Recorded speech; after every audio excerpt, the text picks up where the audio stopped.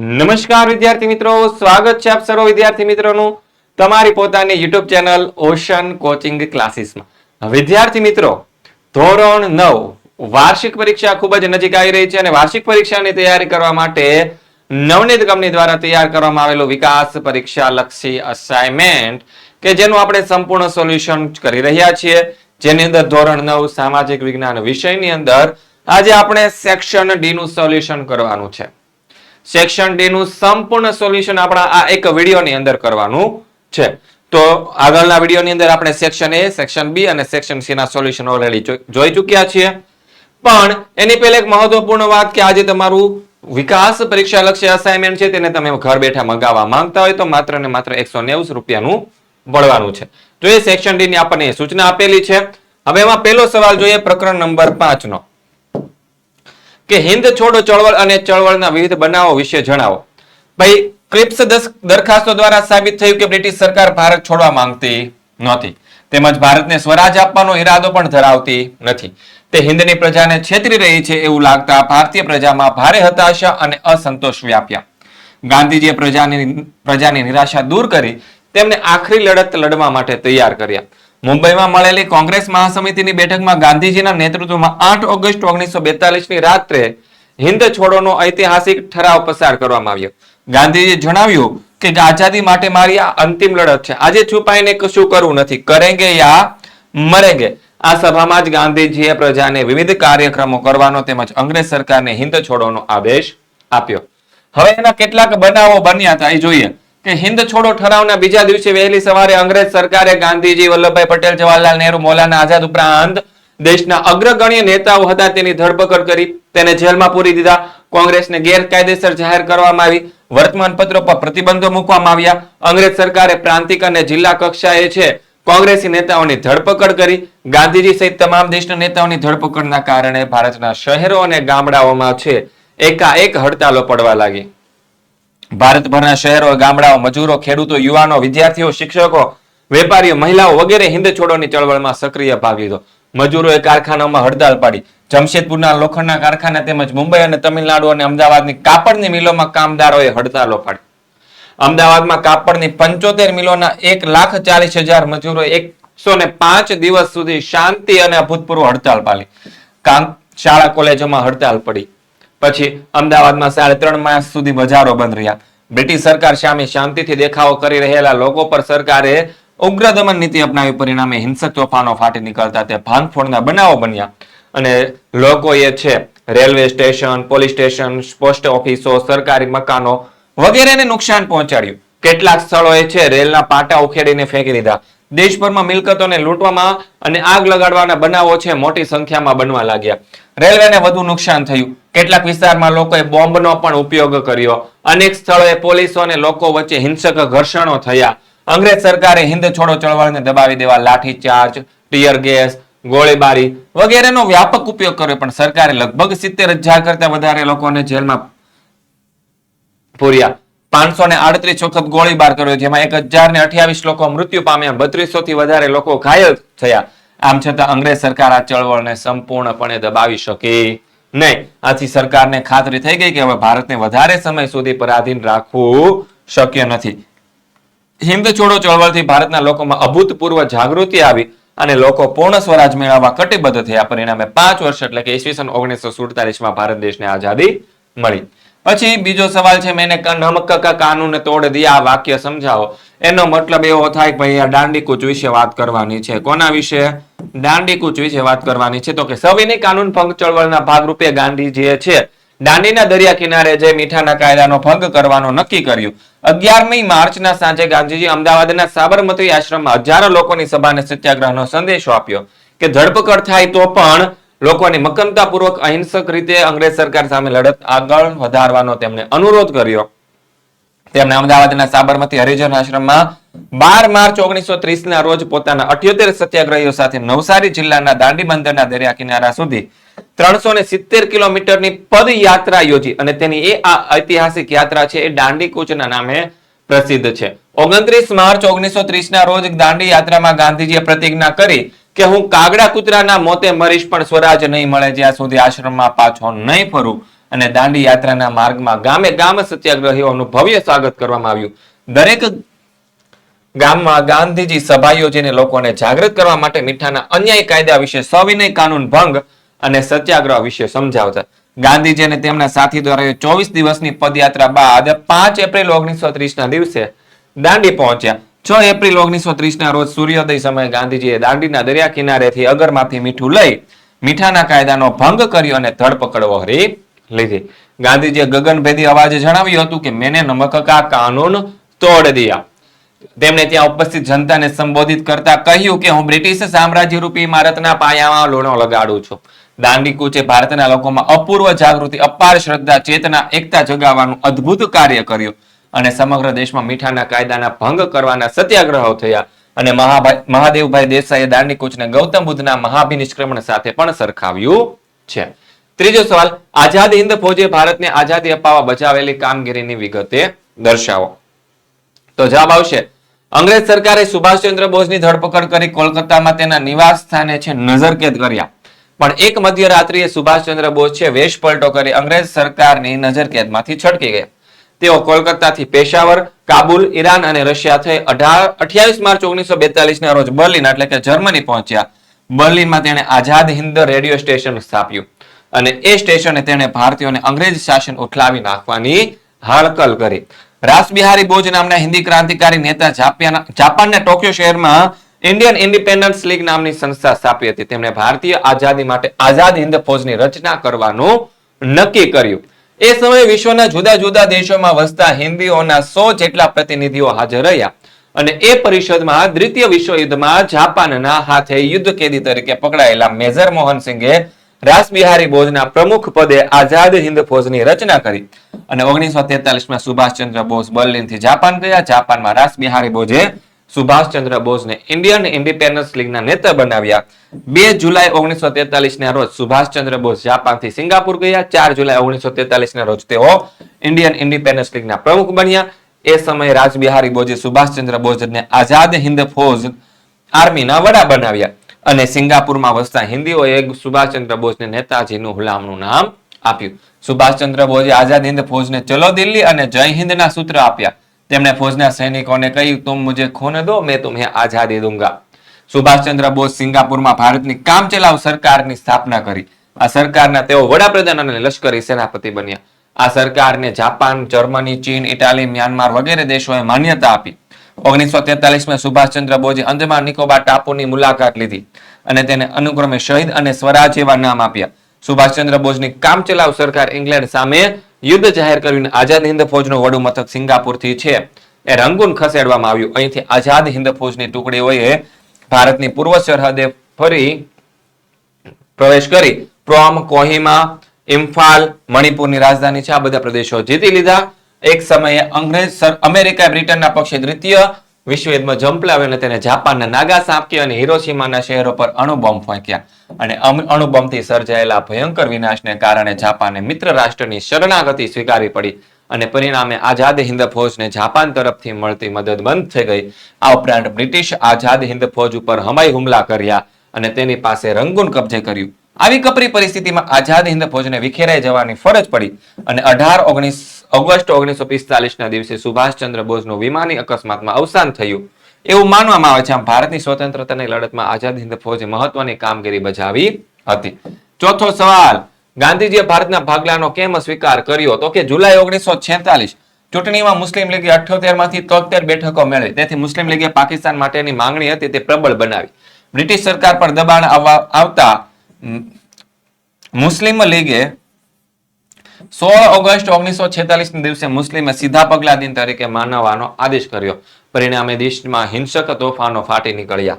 આવી પરિસ્થિતિમાં વલ્લભભાઈ પટેલ, જવાહરલાલ નહેરુ સહિત કોંગ્રેસના નેતાઓને લાગ્યું કે પાકિસ્તાનની માંગણી સ્વીકાર્યા સિવાય બીજો કોઈ વિકલ્પ નથી અને મુસ્લિમ લીગ અને મોહમ્મદ અલી જીન્નાના હઠાગ્રહ 9 ડિસેમ્બર 1946 ના રોજ બંધારણ સભાને મુસ્લિમ લીગે કરેલો બહિષ્કાર તેમજ 31 જાન્યુઆરી 1947 ના મુસ્લિમ લીગે પાકિસ્તાન મેળવવા માટે જલદ કાર્યક્રમ યોજવાના આગ્રહને કારણે હિન્દના ભાગલા પાડવાની પરિસ્થિતિનું સર્જન થયું. તેથી માઉન્ટ બેટને ભારતના ભાગલાની યોજના રજૂ કરી. અનેક સ્વાયત્ત વિરોધી એકમવાળી નિર્બળ કેન્દ્ર સરકાર કરતા કેન્દ્રને આધીન એવા વહીવટી એકમો સાથેની સુદૃઢ કેન્દ્ર સરકાર ધરાવતું હિન્દ વધારે શાંતિ ભોગવી શકશે. અને માઉન્ટ બેટનની આ દલીલ જવાહરલાલ નહેરુ અને સરદાર વલ્લભભાઈ પટેલને યોગ્ય લાગી. તેમણે ગાંધીજી સાથે માઉન્ટ બેટનની યોજનાની ચર્ચા કરી અને ગાંધીજીએ ના છૂટકે ભારે હૈયે હિન્દના ભાગલાની યોજનાનો સ્વીકાર કરવો પડ્યો. પાંચમો સવાલ છે, ટૂંક નોંધ લખો. સાયમન કમિશન 1919માં મોન્ટફોર્ડના કાયદામાં જોગવાઈ મુજબ આ કાયદા કઈ રીતે અમલ થયો અને હવે તેમાં કોઈ સુધારાની આવશ્યકતા છે કે કેમ તેનો અભ્યાસ કરવા માટે 10 વર્ષે એક કમિશનની નિમણૂક કરવી. પરંતુ 1927માં અર્થાત 2 વર્ષ પહેલા સાયમન કમિશનની નિમણૂક કરવામાં આવી. જોન સાયમનના પ્રમુખ પદે રચાયેલા સાયમન કમિશનમાં 7 સભ્યો હતા અને આ 7 સભ્યો અંગ્રેજ હતા. હિન્દીનું દુઃખદ હિન્દીઓ સમજી શકે એ વિચાર કમિશનના હિન્દી સભ્યો સામેલ કરવાની ભારતીયોએ ભલામણ કરી, પરંતુ અંગ્રેજ સરકારે ભલામણ સ્વીકારી નહીં. તેથી ભારતીયો સાયમન કમિશનનો બહિષ્કાર કરવાનો નિર્ણય કર્યો. 3 ફેબ્રુઆરી 1928ના રોજ સાયમન કમિશન છે મુંબઈ બંદરે ઉતર્યું. ત્યારે લોકોએ સાયમન પાછા જાઓના બુલંદ સૂત્રોચ્ચાર તથા દેખાવો કર્યા અને કમિશનના ભારતના આગમનના વિરુદ્ધમાં દેશભરમાં હડતાલ પાડવામાં આવી તેમજ સભા અને સરકસો કાઢવામાં આવ્યા. બ્રિટિશ સરકારે આ આંદોલનને કચડી નાખવા લોકો પર ભારે દમન ગુજાર્યું. હજારોની સંખ્યામાં નિર્દોષ અને નિશસ્ત્ર લોકો પર લાઠીચાર્જ, ટીયર ગેસ અને ગોળીબાર કર્યો. તેમાં લાલા લજપત રાય, ગોવિંદ વલ્લભ પંત, જવાહરલાલ નહેરુ જેવા કોંગ્રેસના અગ્રગણ્ય નેતાઓ ઘવાયા.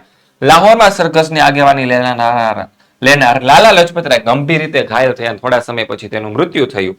ગોવિંદ વલ્લભ પંત જીવન પર્યાત વિકલાંગ બની ગયા અને લાલાજીના મૃત્યુના સમાચારથી ભગતસિંહ, સુખદેવ અને રાજ્યગુરુ ક્રાંતિકારી છે બધા ખૂબ ગુસ્સે થયા અને લાઠીચાર્જનો આદેશ આપનાર પોલીસ અધિકારી સાન્ડર્સની તેને હત્યા કરી નાખી. ચેપ્ટર નંબર 6 માંથી પૂછાયેલા આઈએમપી પ્રશ્ન, સંયુક્ત રાષ્ટ્ર સંઘના હેતુઓ જણાવો. તો જોઈએ, આંતરરાષ્ટ્રીય શાંતિ અને સલામતી જાળવવી, શાંતિને અવરોધરૂપ બાબતોને અટકાવી કે દૂર કરવી, આક્રમણકારોના શાંતિના ભંગના બનાવોને નાબૂદ કરવા, અસહકાર સામૂહિક પગલાં ભરવા, દરેક આંતરરાષ્ટ્રીય વિવાદ કે ઝઘડાનો શાંતિમય સાધનો દ્વારા ઉકેલ લાવો, આત્મનિર્ણય અને સમાન હકના પાયા પર વિશ્વ રાષ્ટ્ર વચ્ચે પરસ્પર મૈત્રીભાર્ય સંબંધો વિકસાવવા અને વિશ્વ શાંતિ જાળવવા માટે યોગ્ય પગલાઓ ભરવા. પછી રાષ્ટ્રની આર્થિક સ્થિતિ, સામાજિક, સાંસ્કૃતિક, માનવતાવાદી સમસ્યાઓનું નિરાકરણ લાવવા માટે આંતરરાષ્ટ્રીય સહકારો પ્રાપ્ત કરવા. જાતિ, ભાષા, લિંગ કે ધર્મના ભેદભાવ વિના વિશ્વના બધા જ લોકોને માનવ અધિકારો અને મૂળભૂત સ્વતંત્રતા પ્રત્યે આદરભાવ ઉત્પન્ન કરવો, વિશ્વમાં એકતા અને વિશ્વ બંધુતાની ભાવના વિકસાવી, સંયુક્ત રાષ્ટ્રના ઉદ્દેશો હાંસલ કરવા માટે કામ કરી રહેલા રાષ્ટ્રો વચ્ચે કાર્ય વચ્ચે છે યુએનએ સુમેળભર્યા સંબંધો લાવનાર કેન્દ્ર તરીકે કામ કરવું. જર્મનીના ભાગલા અને એકીકરણ વિશે સમજાવો કે ભાઈ દ્વિતીય વિશ્વયુદ્ધને અંતે પરાજિત જર્મની છે તેની રાજ્ય વ્યવસ્થા, સામાજિક વ્યવસ્થા અને અર્થતંત્રતા સંપૂર્ણ ભાંગી ગયા હતા. એ સમયે જર્મનીને ફરીથી બેઠું કરી શકે એવો કોઈ નેતા દેશમાં રહ્યો નહોતો. વિશ્વયુદ્ધ પૂરું થતા જર્મનીને 4 વહીવટી ભાગમાં વહેંચી દેવામાં આવ્યું. વિશ્વયુદ્ધના છેલ્લા તબક્કા દરમિયાન સોવિયત યુનિયન છે તેને લાલ સેનાએ જર્મનીના પૂર્વ ભાગ પર લશ્કરી કબજો જમ્યો. તેથી પૂર્વ જર્મનીનો વહીવટ છે સોવિયત યુનિયનને સોંપવામાં આવ્યો. જર્મનીનો નૈઋત્ય ભાગનો વહીવટ અમેરિકાને, ફ્રાન્સની નજીક આવેલા પ્રદેશનો વહીવટ ફ્રાન્સને અને નેધરલેન્ડ એટલે કે હોલેન્ડ અને બેલ્જિયમને અડીને આવેલા જર્મન પ્રદેશનો વહીવટ છે બ્રિટનને સોંપવામાં આવ્યો. ભૌગોલિક રીતે પૂર્વ જર્મનીમાં આવેલા પાટનગર બર્લિનને પણ 4 વિભાગમાં વહેંચી દેવામાં આવ્યું. તેના પર 4 દેશોનો વહીવટ સ્થાપવામાં આવ્યો. વહીવટી એકતા માટે સંકલન સમિતિની રચના કરવામાં આવી. સત્તા જથ્થો વિશે અવિશ્વાસનું વાતાવરણ સર્જાતા પૂર્વ જર્મની પર પોતાની સત્તા જતી રહેશે એવો ડર સોવિયત યુનિયનને લાગ્યો. તેથી તેને જર્મનીમાં પોતાના સામ્યવાદી પક્ષની પુતળા સરકારને સ્થાપી દીધી. અમેરિકા, ફ્રાન્સ અને બ્રિટને પોતપોતાના વહીવટી અંકુશ નીચે પશ્ચિમ જર્મનીના પ્રદેશોનું એકીકરણ કરી ફેડરલ રિપબ્લિક ઓફ જર્મનીની રચના કરી. પશ્ચિમ જર્મનીના 3 વિભાગોનું પણ એકીકરણ કરવામાં આવ્યું તેમજ બર્લિનના પણ 3 વિભાગોનું એકીકરણ કરવામાં આવ્યું. આ પ્રક્રિયાના વિરોધ રૂપે સોવિયત યુનિયન છે તેને એપ્રિલ 1948માં બર્લિનની નાકાબંધી જાહેર કરી. પરિણામે પશ્ચિમી દેશો અને સોવિયત યુનિયન વચ્ચે ભારે તણાવ ઉભો થયો. આ પરિસ્થિતિમાં પશ્ચિમ બર્લિન પૂર્વ બર્લિનને જુદી પાડતી 42 કિલોમીટર લાંબી ઊંચી દિવાલ બનાવવામાં આવી. ઉપરયુક્ત બનાવના 4.5 દશકના સમયમાં વિવિધ કારણોસર ઠંડા યુદ્ધની પરિસ્થિતિમાં પરિવર્તન આવ્યું અને સામ્યવાદી યુરોપના પૂર્વના દેશો અને પશ્ચિમ યુરોપના લોકશાહી દેશો વચ્ચે અંતર ઘટવા લાગ્યું. પરિણામે સોવિયત યુનિયનનું 14 રાજ્યોમાં વિઘટન થયું અને એ પ્રક્રિયાના એક ભાગ રૂપે 3 ઓક્ટોબર 1990 ના દિવસે પશ્ચિમ જર્મની અને પૂર્વી જર્મનીનું એકીકરણ થયું. જર્મન પ્રજાના દુઃખ, યાતનાઓ, સંતાપ, ક્રૂરતા, જોર, જુલમ પ્રતિક સમી બર્લિનની દિવાલ હર્ષોલ્લાસ સાથે તોડી પાડવામાં આવી. એ દિવાલ જર્મનદોષ થતા સમગ્ર જર્મન પ્રજાએ ભારે સુખ અને ખુશી અને આનંદ અનુભવ્યા. સંયુક્ત બનેલા જર્મનીએ ઈસવીસન 1990 ના પછીના દશકમાં ખૂબ જ ઝડપથી પ્રગતિ સાધી અને પરિણામે રાજકીય, આર્થિક, વેપાર, વાણિજ્ય, સામાજિક ક્ષેત્રની અંદર પ્રગતિ સાધીને તે યુરોપનું સંપન્ન રાષ્ટ્ર બન્યું છે. આંતરરાષ્ટ્રીય ક્ષેત્રે ભારતનું પ્રદાન ત્રીજી ટૂંકનોંધ છે આપણી આ ચેપ્ટરમાંથી. શું છે? ત્રીજી ટૂંકનોંધ છે. સ્વતંત્રતા થયા પછી ભારતે આંતરરાષ્ટ્રીય ક્ષેત્રે નોંધપાત્ર ફાળો આપ્યો છે. વિશ્વના સામ્રાજ્યવાદ, સંસ્થાનવાદ, કાળા ઓરા વચ્ચેનો રંગભેદ વગેરે દૂષણો નાબૂદ કરવા તેમજ તેની સામે ચાલતી ચળવળોને ભારતે હંમેશા ટેકો આપ્યો છે. સંયુક્ત રાષ્ટ્રના આદેશથી ભારતે કોરિયાના યુદ્ધમાં ઘવાયેલા સૈનિકોની તબીબી સારવાર માટે દવાઓ અને તબીબી ટુકડીઓ મોકલી હતી. ગાઝા, સાયપ્રસ, કોંગો, શ્રીલંકા વગેરેમાં સર્જાયેલી કટોકટી વખતે સંયુક્ત રાષ્ટ્રના શાંતિ સ્થાપક દળોમાં ભારતે પોતાના સૈનિકો મોકલીને એ દેશોમાં શાંતિ સ્થાપવામાં સક્રિય ભૂમિકા ભજવી હતી. આંતરરાષ્ટ્રીય શાંતિ અને સલામતી જાળવવાના તેમજ સમગ્ર વિશ્વના લોકોના સ્વાતંત્ર્ય અને સુખ સમૃદ્ધિ માટેના તમામ પ્રયત્નોમાં ભારત સરકાર છે તે સહકાર આપ્યો છે. સંયુક્ત રાષ્ટ્રની મહાસભામાં પરમાણુ શસ્ત્રોના સંપૂર્ણ નિશસ્ત્રીકરણનો સંપૂર્ણ ઠરાવ રજૂ કરીને ભારતની શાંતિની ઈચ્છાને વાચા આપી છે. દુનિયાના દરેક દેશો ઘાતક શસ્ત્રોનું ઉત્પાદન બંધ કરી તેમની સૈન્ય સંખ્યા ઘટાડી એ નાના વિશ્વની ગરીબ તથા ભૂખમરાથી પીડિત પ્રજાને આર્થિક સામાજિક વિકાસ માટે કરવો જોઈએ એવી માંગણી હંમેશા ભારત સરકારે સંયુક્ત રાષ્ટ્ર સમક્ષ કરી છે. આમ વિશ્વ શાંતિ એ ભારતની વિદેશ નીતિનો મુખ્ય સિદ્ધાંત છે અને વિશ્વ શાંતિ રાષ્ટ્ર વચ્ચે સહકાર, વિશ્વાસ અને સમજણનું વાતાવરણ સ્થાપવા માટે ભારત સરકારે સતત પ્રયત્ન કર્યા છે. ચોથો સવાલ, શસ્ત્રીકરણ અને નિશસ્ત્રીકરણ વિશે નોંધ લખો. શસ્ત્રીકરણ પહેલા કોને કહેવાય? તો કે ઠંડા યુદ્ધના તબક્કા દરમિયાન બંને મહાસત્તાઓ વચ્ચે વિશ્વ પર પોતાના પ્રભાવ અને પ્રભુત્વ જમાવવા માટે વિવિધ પ્રકારના સંખ્યાબંધ સંહારક શસ્ત્રોનું ઉત્પાદન વધારવાની હરીફાઈ થઈ. અમેરિકાએ સૌથી વધારે સંહારક એવા પરમાણુ બોમ્બ બનાવ્યા અને દ્વિતીય વિશ્વયુદ્ધ દરમિયાન 1945માં જાપાનના હિરોશીમા અને નાગાસાકી શહેર પર તેનો ઉપયોગ કર્યો અને અણુશસ્ત્રમાં પોતાની સર્વોપરિતા સાબિત કરી. એ પછીના 4 વર્ષની અંદર 1949માં સોવિયત યુનિયને અણુ અખતરો કરી અણુશસ્ત્રો બનાવવાની પોતાની ક્ષમતા પુરાવા કરી. એ પછી વિશ્વના અગ્રગણી દેશો વચ્ચે પરમાણુ શસ્ત્રો બનાવવાની તીવ્ર સ્પર્ધાઓ શરૂ થઈ. 2 મહાસત્તા પછી બ્રિટને પરમાણુ શસ્ત્ર વિકસાવ્યા. એ પછીના દાયકામાં ફ્રાન્સ અને પછી ચીન પરમાણુ શસ્ત્ર વિકસાવી પરમાણુ સત્તાઓ બનાવ્યા. આમ વિશ્વના 5 રાષ્ટ્રો છે પરમાણુ શસ્ત્ર ધરાવતા રાષ્ટ્ર બન્યા. ચીન સિવાયના 4 રાષ્ટ્રો સંયુક્ત રાષ્ટ્રની સલામતી સમિતિના કાયમી સભ્ય રાષ્ટ્ર હતા. આ 5 રાષ્ટ્રો પાસે પરમાણુ શસ્ત્રો, વિઘાતક રાસાયણિક જૈવિક શસ્ત્રો તેમજ હજારો કિલોમીટર દૂર આવેલા નિશ્ચિત લક્ષ્યાંકો પર ફેંકી શકાય તેવા પ્રક્ષેપાસ્ત્રોના ઉત્પાદનની અદ્યતન ટેકનોલોજી હતી. સમગ્ર મનુષ્ય જાતિનો જ નહીં પરંતુ સમગ્ર જીવસૃષ્ટિનો સાથે આખા જગતનો અનેક વખત વિનાશ કરી શકે તેવા શસ્ત્રોના ભય નીચે વિશ્વ જીવતું હતું. બરાબર છે. હવે જોઈએ નિશસ્ત્રીકરણ કોને કહેવાય? તો કે 1961-62માં સર્જાયેલી ક્યુબાની કટોકટીની ઘટના પછી અમેરિકા, સોવિયત યુનિયન અને બ્રિટને પરમાણુ શસ્ત્રોના નિશસ્ત્રીકરણની દિશામાં પ્રથમ સોપાન તરીકે પરમાણુ શસ્ત્રોના ઉત્પાદન, પરીક્ષણ, પ્રસારણ પર અંકુશ મૂકવા માટે સહમત થયા. આ માટે તેમણે આંશિક પરમાણુ અખતરાબંધી નામની સંધિ તૈયાર કરી. આ સંધિ પર ફ્રાન્સ અને ચીને હસ્તાક્ષર કરવાનો ઇનકાર કર્યો અને 1964માં ચીને અણુ અખતરો કર્યો. બંને મહાસત્તાઓ વચ્ચે ઠંડા યુદ્ધની તીવ્રતા ઓછા થતા તેમની વચ્ચે સંબંધ સુધારની પ્રક્રિયા શરૂ થતા મહાસત્તાઓએ પરમાણુ શસ્ત્રો પર મર્યાદા મુક્તિ અને તેમાં ઘટાડો કરતી સંધિઓ પર હસ્તાક્ષર કર્યા છે. ભારતે આ સંધિ આવકારી છે પરંતુ તેમાં હંમેશા સંપૂર્ણ નિશસ્ત્રીકરણની હિમાયત કરે છે. જ્યાં સુધી પરમાણુ શસ્ત્રોનું સંપૂર્ણ નિશસ્ત્રીકરણ નહીં થાય ત્યાં સુધી વિશ્વ પરમાણુ શસ્ત્રોના જોખમમાંથી મુક્ત બની શકશે નહીં. પછી નાટો, સિયાટો અને વર્ષો કરાર જૂથો વિશે માહિતી આપો. તો પેલું જોઈએ નાટો. સોવિયત યુનિયન અને તેના સામ્યવાદને અંકુશિત કરવાના ઉદ્દેશ્યથી એપ્રિલ 1949માં અમેરિકાના પ્રેરણા અને નેતૃત્વ હેઠળ ઉત્તર એટલાન્ટિક મહાસાગરના કિનારે આવેલા પશ્ચિમી લોકશાહી દેશોનું એક લશ્કરી સંગઠન રચવામાં આવ્યું તે નાટો તરીકે ઓળખાય છે. બીજું છે સિયાટો.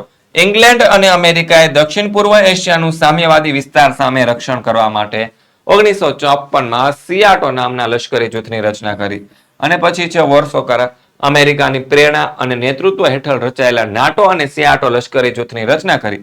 અને આલ્બેનિયા, બલ્ગેરિયા, ચેકોસ્લોવાકિયા, પૂર્વ જર્મની, હંગેરી, પોલેન્ડ, રૂમાલિયા, રશિયા વગેરે દેશો આ લશ્કરી જૂથના સભ્યો હતા. ત્યારબાદ જોઈએ પ્રકરણ નંબર 7. ભારત સંઘમાં દેશી રાજ્યોના વિલીનીકરણ અંગે સંક્ષેપમાં માહિતી આપો. તો વિદ્યાર્થી મિત્રો, આ એક પ્રશ્ન તમે જોઈ લ્યો.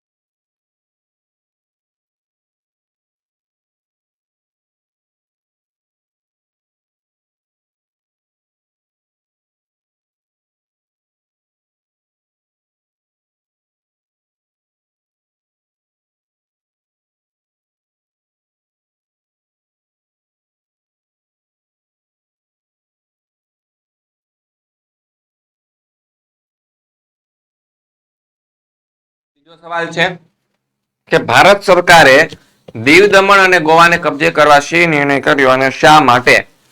તો આપણો જવાબ આવશે કે ઈસવીસન 1950માં ભારત સાર્વભૌમ પ્રજાસત્તાક રાષ્ટ્ર બન્યું. એ સમયે ગોવા, દીવ, દમણ પોર્ટુગીઝોના સંસ્થાનો હતા. એ સંસ્થાનો ભારતને સોંપી દેવા ભારત સરકારે સમજાવટો અને વાટાઘાટો દ્વારા બહુ પ્રયત્ન કર્યા, પરંતુ તેનું કોઈ પરિણામ ન આવ્યું. ગોવાને ભારતીય સંઘમાં જોડી દેવા લોકોએ ઉગ્ર આંદોલનો શરૂ કર્યા અને મોટા પાયા પર સત્યાગ્રહો કર્યા. તિરંગો ધ્વજ ફરકાવવા બદલ પોર્ટુગીઝ સરકારે સેંકડો સત્યાગ્રહીઓની ધરપકડ કરી. 15 ઓગસ્ટ 1955 ના રોજ લોકોએ ગોવા મુક્તિ આંદોલન કરી ગોવા, દીવ, દમણમાં પ્રવેશવાનો પ્રયત્ન કર્યો, પરંતુ પોર્ટુગીઝ સત્તાવાળાઓ સાથે અથડામણમાં અનેક સત્યાગ્રહીઓ છે એ શહીદ થયા. વાટાઘાટો, સમજાવટ અને સત્યાગ્રહો જેવા શાંત પ્રયાસે સફળતા નહીં મળે એમ માનીને ભારત સરકારે ગોવા, દીવ, દમણને મુક્ત કરવા જનરલ ચૌધરીની નેતૃત્વ હેઠળ ઓપરેશન વિજય નામનું લશ્કરી અભિયાન શરૂ કરવાનો નિર્ણય લીધો. 18 ડિસેમ્બર 1961 ના રોજ લશ્કરે અભિયાન શરૂ કર્યું અને આ લશ્કરી દળોએ ગોવા, દીવ અને દમણમાં પ્રવેશ્યો અને 19 ડિસેમ્બરની રાત્રે ગોવાના પોર્ટુગીઝ ગવર્નર જનરલ ડી સિલ્વાએ શરણાગતિ સ્વીકારી. આમ ગોવા, દીવ અને દમણ પોર્ટુગીઝ શાસનનો અંત આવ્યો અને ત્રણેય સંસ્થાનો ભારતનો રાષ્ટ્રધ્વજ ફરકાવવામાં આવ્યો. પછી ત્રીજો સવાલ, દેશી રાજ્યો રિયાસતોમાં એકીકરણમાં સરદાર પટેલનો ફાળો જણાવો. તો જવાબ આપણો આવશે કે 15 ઓગસ્ટ 1947 ના રોજ આપણો ભારત દેશ છે પેલા નાના મોટા 562 દેશી રાજ્યો હતા. ભારતની સાથે એમને પણ સ્વતંત્રતા મળી. સરદાર વલ્લભભાઈ પટેલ 1947 ની અંદર વચગાળાના સરકારના ગૃહમંત્રી બન્યા હતા. તેઓ દીર્ઘદ્રષ્ટિ અને લોખંડી મનોબળ ધરાવતા ગૃહમંત્રી હતા. તેમણે તેમના સચિવ વીપી મેનનને જોડાણ ખત અને જેસીથી કરાર 15 ઓગસ્ટ 1947 ની સ્થિતિ જાળવી રાખીનો મુસદ્દો તૈયાર કર્યો અને દેશી રાજ્યોને ભારતીય સંઘ સાથેના એકીકરણની પ્રક્રિયા છે ખૂબ ઝડપથી શરૂ કરી. તેમણે દેશી રાજ્યો અને તેમની પ્રજા અને રાષ્ટ્રના હિતમાં પોતાના રાજ્યોનો સ્વેચ્છાએ ત્યાગ કરવા અને ભારતીય સંઘને એક અખંડ, મજબૂત તથા સમૃદ્ધ બનાવવાનો પાયો નાખવા તેમાં સહકાર આપવાની અપીલ કરી. તેમણે રાજાઓ સાથે વ્યક્તિગત ચર્ચાઓ કરી, તેમની શંકાઓ નિર્મૂળ કરી. તેમણે ભારત સરકાર વતી એ રાજાઓને તેમનો દરજ્જો, હકો, હિતોના રક્ષણ તેમજ સલિયાના આપવાની ખાતરી આપી. આથી હૈદરાબાદ, જુનાગઢ, જમ્મુ કાશ્મીરના શાસકો સિવાય બધા જ રાજાઓ જોડાણ ખત પર પોતાના હસ્તાક્ષર કરી તેમના રાજ્ય અને રિયાસતોનું ભારતીય સંઘ સાથે જોડાણ કર્યું. હૈદરાબાદના નિઝામે સ્વતંત્ર રહેવાનો નિર્ણય કરતા તેની સામે પોલીસ પગલું લઈ અને તેના રાજ્યને ભારતીય સંઘ સાથે જોડી દેવામાં આવ્યું. જુનાગઢના નવાબે પાકિસ્તાન સાથે જોડાવાનો નિર્ણય કર્યો. સરદાર પટેલે તરત જ ભારતીય સૈન્ય અને નૌકાદળને જુનાગઢની ચારે બાજુ ગોઠવી દીધું અને જુનાગઢના નવાબે પોતાની સલામતી માટે પાકિસ્તાન ભાગી ગયો અને 1947માં ભારતમાં લોકમત લઈ જુનાગઢને ભારતીય સંઘ સાથે જોડી દીધું. કાશ્મીરના રાજા હરિસિંહ કાશ્મીરનું વિધિસરનું ભારતીય સંઘ સાથે જોડાણ કર્યું. સરદાર પટેલની આ સિદ્ધિઓમાં તેના મુખ્ય સચિવ વીપી મેનનનો ફાળો હતો તે ખૂબ જ મહત્વનો હતો. આમ સરદાર પટેલ અને વીપી મેનન ખૂબ જ ધીરજ અને અસાધારણ કુનેહ દાખવી દેશી રાજ્યો અને રિયાસતોનું ભારતીય સંઘ સાથે એકીકરણ કરી એક અખંડ ભારત રાષ્ટ્ર બનાવ્યું. ચોથો સવાલ છે ટેકનોલોજી ક્ષેત્રે ભારતના વિકાસની સમજૂતી આપો. છેલ્લા 50 વર્ષમાં ભારતે વિજ્ઞાન અને ટેકનોલોજી ક્ષેત્રે અભૂતપૂર્વ સિદ્ધિઓ પ્રાપ્ત કરી છે. વિકસિત દેશોની તુલનામાં ભારતે આ ક્ષેત્રે સાધેલો વિકાસ અદ્વિતીય છે. ભારતે વિજ્ઞાન અને ટેકનોલોજીના વિકાસમાં ડોક્ટર હોમી ભાભા, ડોક્ટર રાજા રામન્ના, ડોક્ટર વિક્રમ સારાભાઈ, ડોક્ટર સીવી રામન, સર એમ વિશ્વેશ્વરૈયા, સામ પિત્રોડા, એપીજે અબ્દુલ કલામ, પછી ટી શ્રીધરન વગેરે વૈજ્ઞાનિકો, ઇજનેરો, ટેકનોક્રેટો નોંધપાત્ર ફાળો આપ્યો છે. આ ઉપરાંત ભારતીય મહિલાઓએ પણ વિજ્ઞાન અને ટેકનોલોજી ક્ષેત્રે છે નોંધપાત્ર ફાળો આપ્યો છે. વનસ્પતિ ક્ષેત્ર જાનકી અમ્મા, રસાયણશાસ્ત્ર ક્ષેત્રે અસીમા ચેટર્જી, તબીબ ક્ષેત્રે ડોક્ટર ઇન્દિરા આહુજા, ગણિત શાસ્ત્રમાં માનવ સંગણક એટલે કે હ્યુમન કોમ્પ્યુટરમાં શંકુતલા દેવી, અવકાશ ક્ષેત્રે કલ્પના ચાવલા અને સુનીતા વિલિયમ્સ, વિજ્ઞાન અને ટેકનોલોજીના શિક્ષણ અને સંશોધન માટે Indian Institute of Science, Indian Institute of Technology, Indian Research Organisation એટલે કે ઇસરો, ફિઝિકલ રિસર્ચ લેબોરેટરી વગેરે સંસ્થાઓનો ફાળો પણ મહત્વપૂર્ણ છે. ભારતે અદ્યતન કૃષિ ટેકનોલોજી, કૃષિ વૈજ્ઞાનિકો, કૃષિ યુનિવર્સિટીઓનો ઉપયોગ કરીને તેમજ સિંચાઈ યોજનાઓ દ્વારા હરિયાળી ક્રાંતિ સાધી છે. આ ક્રાંતિના પરિણામે ભારતમાં અન્ન ઉત્પાદન ક્ષેત્રે સ્વાવલંબી બન્યું છે અને પરમાણુ વિજ્ઞાન અને ટેકનોલોજીમાં ભારતે છે એ હરણફાળ ભરી છે. ભારત ભાભા પરમાણુ ક્ષેત્ર સંશોધન, વૈજ્ઞાનિકો, ઇજનેરો, ટેકનોક્રેટોના સંયુક્ત પ્રયાસથી અદ્યતન પરમાણુ મથકો ઉભા કરાયા છે. ભારતે પરમાણુ બોમ્બ અને વિવિધ અંતરના મિસાઇલો વિકસાવ્યા છે. દેશના સંરક્ષણ માટે ભારતે રાજસ્થાનમાં પોખરણ ખાતે 2 વખત સફળ પરમાણુ પરીક્ષણો પણ કર્યા છે. ભારતે અવકાશ સંશોધન ક્ષેત્રે અસાધારણ સિદ્ધિઓ પ્રાપ્ત કરી છે. ભારતે આર્યભટ્ટ, ભાસ્કર, રોહિણી જેવા ઉપગ્રહો અવકાશના છોડ્યા છે. તેમજ ઉપગ્રહો છોડવા માટેના વ્હીકલ GSLV વિકસાવ્યા છે. છેલ્લા એક જ દાયકામાં ભારતે ટેલિકોમ્યુનિકેશન ક્ષેત્રે અને માહિતી ટેકનોલોજી ક્ષેત્રે અદ્વિતીય પ્રગતિ સાધી છે. દેશમાં telephone, mobile telephone, TV, computer વગેરે ઉપકરણનો ઉપયોગ ઉત્તરોત્તર વધતો જાય છે. આ ઉપરાંત ભારતમાં ઉદ્યોગ, ઉર્જા, કૃષિ, આરોગ્ય વગેરે ક્ષેત્રમાં બાયોટેકનોલોજીનો ઉપયોગ પણ સતત વધી રહ્યો છે. પાંચમો સવાલ, હૈદરાબાદ અને જુનાગઢના રાજ્યો ભારતીય સંઘમાં કેવી રીતે ભળ્યા? સંક્ષેપમાં ચર્ચા કરો. તો કે હૈદરાબાદની પહેલા વાત કરી લે. ભારતને સ્વરાજ્ય મળ્યું એ પૂર્વે હૈદરાબાદના નિઝામે ભારતીય સંઘથી સ્વતંત્ર રહેવાની ઈચ્છા પ્રગટ કરી અને પોતાના રાજ્યને 15 ઓગસ્ટના રોજ સ્વતંત્ર જાહેર કર્યું. સરદાર પટેલે નિઝામને સમજાવવા તેની સાથે વાટાઘાટો કર્યો. તેમણે નિઝામ વતી વાટાઘાટો કરનાર અધિકારીઓને સ્પષ્ટ જણાવી દીધું કે હૈદરાબાદના લોકો ભારતીય સંઘ સાથે જોડાવાની તીવ્ર ઈચ્છા ધરાવે છે. તેથી એમની ઈચ્છા મુજબ હૈદરાબાદનું ભારતીય સંઘ સાથે જોડાણ કરવું એ સૌના હિતમાં છે. તે સમયે નિઝામના અધિકારી અને તેની પ્રજા ઉપર છે ત્રાસ ગુજારવાનું શરૂ કર્યું. લોકોને એમાંથી બચાવવા માટે ભારત સરકારે હૈદરાબાદ સામે 18 સપ્ટેમ્બર 1948 ના રોજ પોલીસ પગલું ભરીને તેને ભારતીય સંઘ સાથે જોડી દીધું. નિઝામે શરણાગતિ સ્વીકારી. નિઝામને તેના હિતોના રક્ષણની બાહેધરી આપવામાં આવી અને આ કામગીરીમાં કનૈયાલાલ મુનશીએ મહત્વની ભૂમિકા ભજવી હતી. હવે વાત કરીએ જુનાગઢની, તો જુનાગઢના નવાબે આઝાદી સમના દિવસે જ જુનાગઢનું પાકિસ્તાન સાથે છે એ જોડાણ કર્યું અને પાકિસ્તાને તેને મંજૂર પણ કરી દીધું. સરદાર પટેલે જુનાગઢના નવાબ સામે પગલાં લેવાનું નક્કી કર્યું. મુંબઈમાં જુનાગઢના નાગરિકોએ જુનાગઢને ભારતીય સંઘમાં જોડાવા માટે આરજી હુકુમતની સ્થાપના કરી. સૌરાષ્ટ્રના બધા રાજ્યો અને લોકો નવાબના પાકિસ્તાન સાથેના જોડાણનો વિરોધ કર્યો. જુનાગઢના નવાબે રાજ્યની પ્રજાને ત્રાસ આપવા માંડ્યો. ભારતના સૈન્ય અને નૌકાદળે જુનાગઢને ચોતરફથી ઘેરી લીધું. આખરે નવાબ પોતાની સલામતી માટે પાકિસ્તાન ભાગી ગયો. ભારત સરકારે 9 નવેમ્બર 1947 ના રોજ જુનાગઢનો કબજો લીધો. એ પછી લોકમત લેવાતા લોકોએ જુનાગઢને સંપૂર્ણપણે ભારતીય સંઘ સાથે જોડી દેવાની તરફેણ કરી. આમ સરદાર પટેલના કુનેહ અને જુનાગઢના નાગરિકોના પ્રબળ ઈચ્છા અને શક્તિ વડે જુનાગઢનું ભારતીય સંઘ સાથે જોડાણ થયું. ત્યારબાદ જોઈએ આગળનો પ્રશ્ન શું કે છે, તો કે ખરડો કાયદો કેવી રીતે બને છે તે સમજાવો.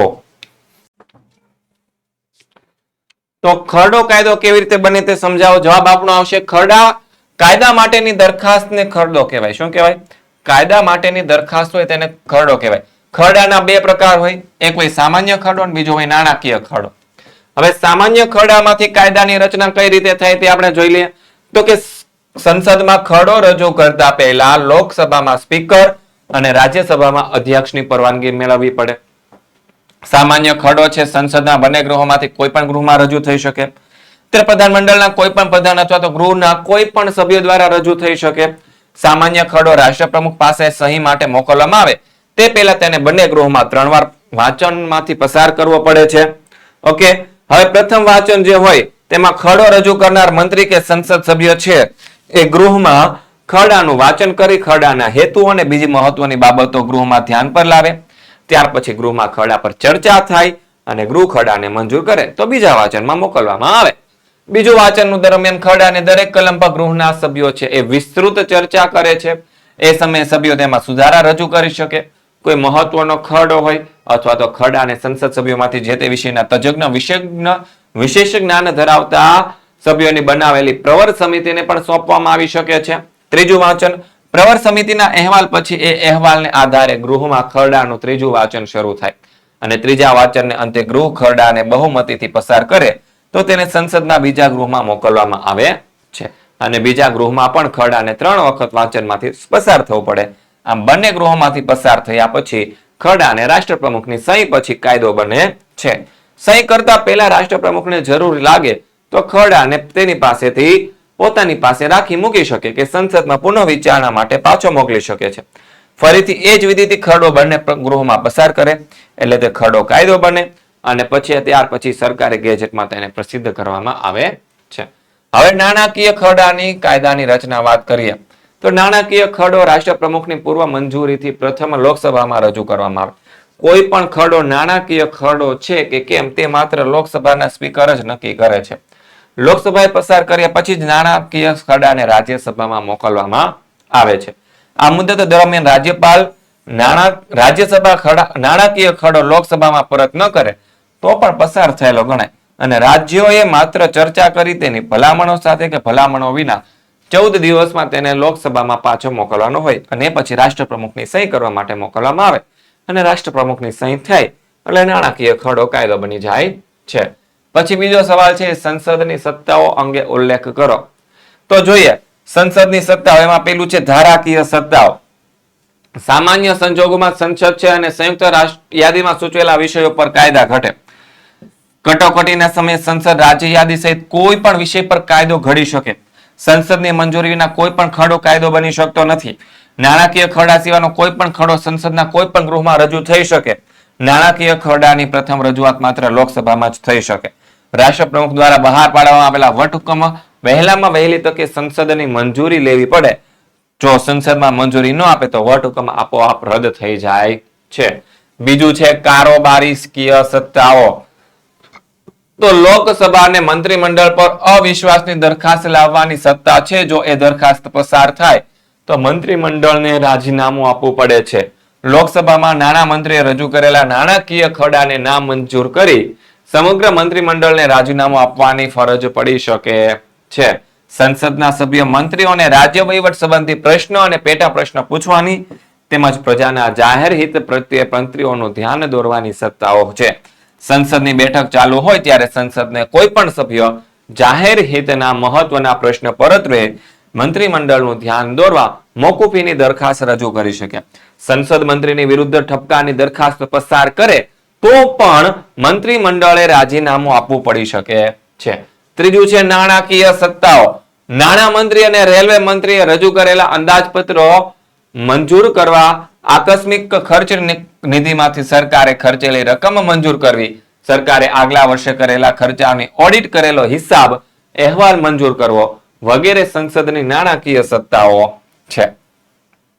પછી અંદાજપત્રો સહિત તમામ નાણાકીય બાબતો પ્રથમ લોકસભામાં રજૂ કરવામાં આવે છે અને લોકસભાએ પસાર કર્યા પછી તેને રાજ્યસભામાં મોકલવામાં આવે છે અને રાજ્યસભાએ માત્ર ચર્ચા કરી 14 દિવસમાં નાણાકીય ખરડો લોકસભાને પાછો મોકલવાનો હોય છે અને આ મુદત દરમિયાન રાજ્યસભાએ ખરડો લોકસભાને પરત ન કરે તો પણ પસાર થયેલો ગણાય છે.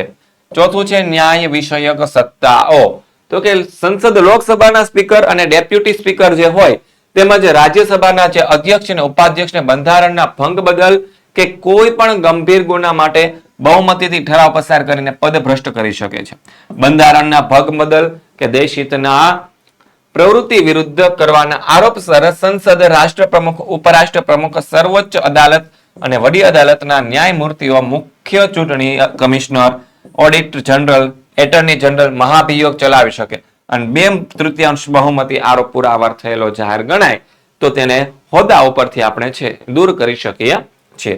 સંસદે પોતાના કોઈ પણ સભ્યને અસભ્ય વર્તણૂક માટે સભાગૃહના નિયમોના ભંગ બદલ તેનું સભ્ય પદ નાબૂદ કરવાની અને જેલમાં મોકલવાની શિક્ષા કરી શકે છે. જે ગૃહમાં થોડા દિવસો માટે હાજરી ન આપવાનો આદેશ પણ કરી શકે છે. ત્રીજું છે ટૂંકનો લખો વડાપ્રધાનનું સ્થાન અને કારોબારી વિષયક સત્તાઓ.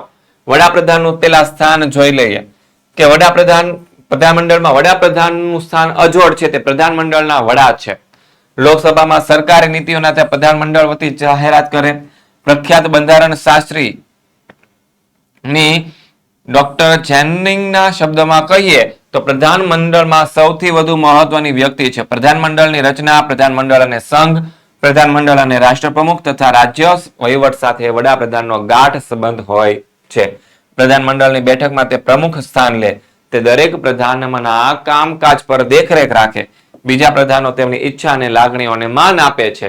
તે ગમે તે પ્રધાનને રાજીનામું આપવાનું જણાવી શકે છે. રાષ્ટ્રપ્રમુખ સાથે તે સતત સંપર્કમાં રહે છે. પ્રધાનમંડળના અગત્યના નિર્ણયોની તે રાષ્ટ્રપ્રમુખને તાત્કાલિક જાણ કરે છે અને રાષ્ટ્રપ્રમુખની પ્રગતિ અને તેના ભાવિનો આધાર મોટા ભાગે વડાપ્રધાનના નેતૃત્વ પર રહેલો છે. પ્રોફેસર શેટ્ટી અને મહાજનના મત પ્રમાણે વડાપ્રધાન પ્રધાનમંડળના સુકાની રૂપ અને ચાવી રૂપ વ્યક્તિ છે. હવે કારોબારી વિષયક સત્તાઓ જોઈએ તો વડાપ્રધાનનું મુખ્ય કાર્ય અને સત્તાઓ નીચે મુજબ છે. રાષ્ટ્રપ્રમુખના આમંત્રણથી શું કરે છે? પ્રધાનમંડળ રચે. તેઓ દરેક પ્રધાનને એક કે વધારે ખાતાનો વહીવટ સોંપે. તેઓ પોતે પણ એક કે વધારે ખાતાઓ રાખી શકે. તેઓ પ્રધાનને પદ ભ્રષ્ટ કરવાનો, તેમના ખાતા બદલવાનો, સમગ્ર પ્રધાનમંડળની પુનઃરચના કરવાનો અધિકાર ધરાવે છે. વડાપ્રધાન જ દેશની કારોબારીના વાસ્તવિક વડા છે. તેઓ દેશની આંતરિક નીતિ અને વિદેશ નીતિ ઘડે તેમજ એ નીતિ અનુસાર કાર્ય કરવા માટે દરેક પ્રધાનને શું આપે છે? માર્ગદર્શન આપે છે. વડાપ્રધાન પ્રધાનમંડળની બેઠકનું અધ્યક્ષસ્થાન સંભાળે. તેઓ અગત્યની બાબતો અંગે ચર્ચા કરી નિર્ણયો લે. તે લોકસભામાં સરકારની નીતિઓની જાહેરાત કરે, વિદેશ વિશેના ખુલાસા કરે અને નીતિ વિષયક નિર્ણયો લે. પછી વડાપ્રધાન છે તે પ્રધાનમંડળ રાષ્ટ્રપ્રમુખ વચ્ચે કડીરૂપ છે. પ્રધાનમંડળની બેઠકોમાં થયેલા ઠરાવો વિશે, દેશની સમગ્ર પરિસ્થિતિ વિશે, કેન્દ્ર સરકારના સમગ્ર વહીવટ વિશે વડાપ્રધાન છે રાષ્ટ્રપ્રમુખને સતત વાકેફ કરે છે અને હોદ્દાની રૂએ છે વડાપ્રધાન નીતિ પંચનો અધ્યક્ષ પદ સ્વીકારે છે. પછી રાષ્ટ્રપતિની કટોકટી વખતની વેળાએ સત્તાઓ જણાવો. તો જોઈએ પેલી સત્તા છે બાહ્ય કે આંતરિક અશાંતિ. અહીંયા તમને મેં લખીને આપેલી છે. જો બધું બોલવા જઈશ તો વધારે સમય જશે અને તમારો ટાઈમ બગડશે અને મારો બગડશે. એટલા માટે તમે ખાલી જોતા જાજો. પછી બીજી કટોકટી છે બંધારણીય કટોકટી. ત્યારબાદ ત્રીજી કટોકટી છે નાણાકીય કટોકટી. ત્યારબાદ પાંચમો સવાલ સ્થાનિક સંસ્થાઓ વિશે જણાવો. તો એમાં 3 સંસ્થાઓ આવે: ગ્રામ્ય કક્ષાએ, તાલુકા કક્ષાએ, જિલ્લા કક્ષાએ, અથવા તો સોરી 2 આવે, ગ્રામ્ય કક્ષાએ અને શહેરી કક્ષાએ. ગ્રામ્ય કક્ષાએ 3 આવે: ગ્રામ, તાલુકા અને જિલ્લા. ઓકે, જોઈ લ્યો આમાં લખેલી છે તમામ. ગ્રામ્ય કક્ષાએ ગ્રામ પંચાયત, બીજું તાલુકા કક્ષાએ તાલુકા પંચાયત અને જિલ્લા કક્ષાએ જિલ્લા પંચાયત. એવી જ રીતે શહેરી કક્ષાની અંદર નગરપાલિકા હોય, મહાનગરપાલિકા અને મહાનગર નિગમ. એ શહેરી સ્વશાસનની સંસ્થાઓ છે. બરાબર છે? આ છે તમારા જવાબો. ચેપ્ટર નંબર 12 માંથી પહેલો સવાલ કે મતદાન અને સરકાર વિશે સમજાવો. તો અહીંયા તમને જવાબ સરસ રીતે મેં લખીને આપેલો છે. પછી બીજો સવાલ છે રાજકીય પક્ષના પ્રકારો વિશે નોંધ લખો.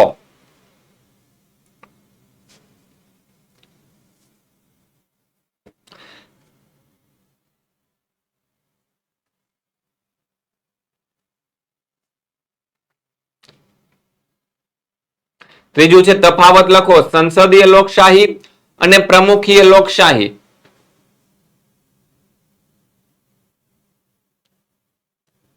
તો એના જવાબ આપણને અહીં આપેલા છે.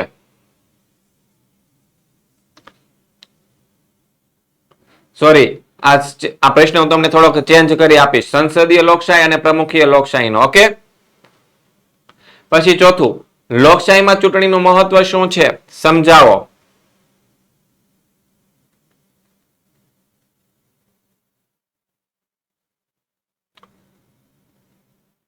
ઓકે, અહીંયા ખાલી આ ચેન્જ કરવાનું છે. અહીંયા આવશે સંસદીય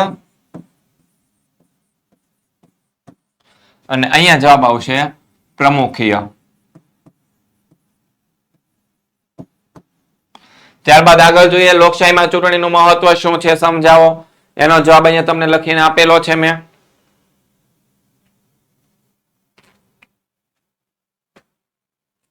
પાંચમો સવાલ, ચૂંટણી પંચ અને રાજકીય પક્ષો વિશે નોંધ લખો.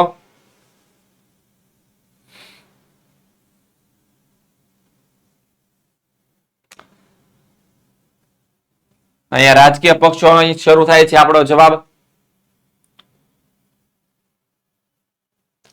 પછી ચેપ્ટર નંબર 17, એમાં પહેલો સવાલ કે ભારતના કુદરતી વનસ્પતિના પ્રદેશો જણાવી. દરેક વિશેષ માહિતી આપો. તો કુદરતી વનસ્પતિના પ્રદેશો છે એમાં ભારતના જંગલો ના 5 પ્રકાર છે. ઉષ્ણકટિબંધીય વરસાદી જંગલો, ઉષ્ણકટિબંધીય ખરાબ જંગલો, ઉષ્ણકટિબંધીય કાંટાળા જંગલો, સમશીતોષ્ણીય કટિબંધીય જંગલો અને ઘાસના મેદાનો અને ભરતીના જંગલો. આ ટોટલ 5 છે. એમાં પેલું ઉષ્ણકટિબંધીય વરસાદી જંગલો આપણને આપ્યું છે. પછી એના વૃક્ષો કેવા હોય, તેની વિશેષતા શું છે તે આપણને અહીં આપેલી છે. બરાબર છે. પછી બીજું જોઈએ, જંગલોની વન્ય પેદાશો સંદર્ભે તેની ઉપયોગિતા જણાવો. તો એનો જવાબ મેં તમને સરસ રીતે લખીને આપેલો છે.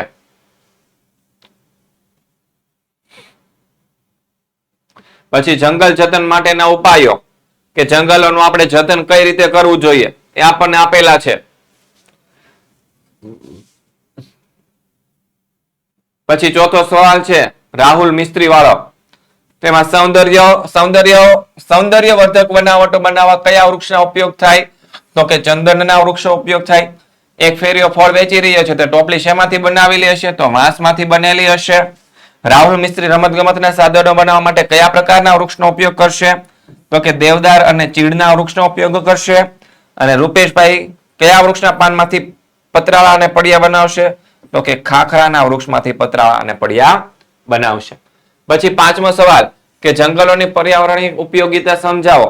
છે સરસ મજાના ઉપયોગિતા લખેલી છે, એટલા યાદ રાખી લેવાના થાય. 19મું ચેપ્ટર, દરેક રાજ્યમાં બોલાતી ભાષાઓ.